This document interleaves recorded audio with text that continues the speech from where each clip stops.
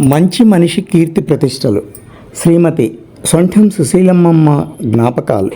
సుశీలమ్మమ్మ గారు ఉమ్మడి కుటుంబంలో న్యాయబద్ధంగా, నిర్మోహాటంగా జడ్జిమెంట్ ఇవ్వగలిగే గొప్ప ధైర్యవంతురాలు. అంతటి మహోన్నత కలిగిన సుశీలమ్మ గారే స్వయంగా మాకు నామకరణం చేయడం మా అదృష్టం.